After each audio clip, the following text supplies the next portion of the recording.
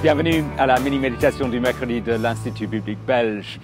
Dans cette série, nous visons à préciser les rapports entre le sport et l'Évangile au travers de 5 R. Aujourd'hui, récompense. JO de Séoul 1988, Ben Johnson, le Canadien, surprend en remportant le 100 mètres face à Carl Lewis. Il reçoit la médaille d'or, il bat le record du monde, mais on découvre plus tard qu'il était dopé et il doit rendre sa médaille.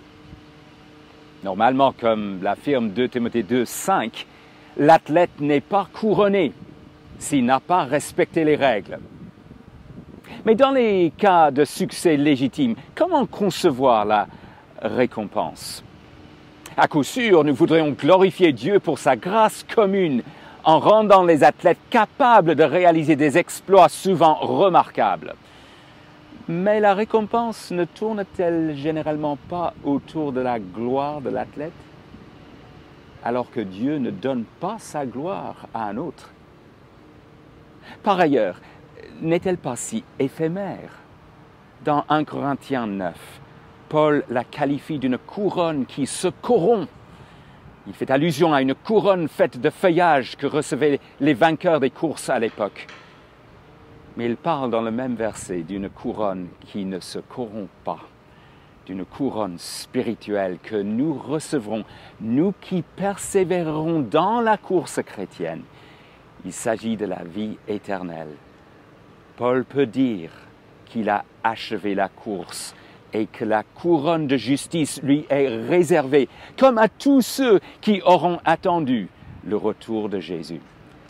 Le Nouveau Testament exploite à plusieurs reprises l'image de la course pour encourager la persévérance dans la vie chrétienne. Je voudrais clôturer cette série de MMM en attirant votre attention sur un verset dans Galates 5. Vous couriez bien.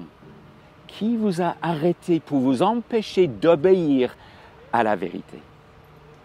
Dans le contexte, les enjeux sont de taille et concernent l'Évangile.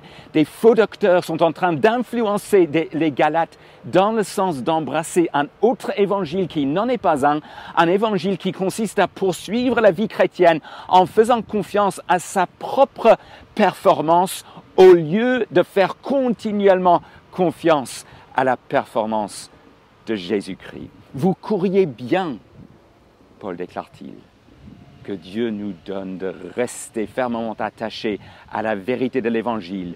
Nous sommes en règle avec Dieu par la foi seule. Nous ne participons aucunement à notre salut. Nous nous appuyons uniquement sur le Christ pour connaître l'approbation de Dieu. C'était vrai au moment de commencer la course, que cela puisse être vrai aujourd'hui et tout au long du reste de la course, en attendant de recevoir la couronne qui ne se corrompt pas.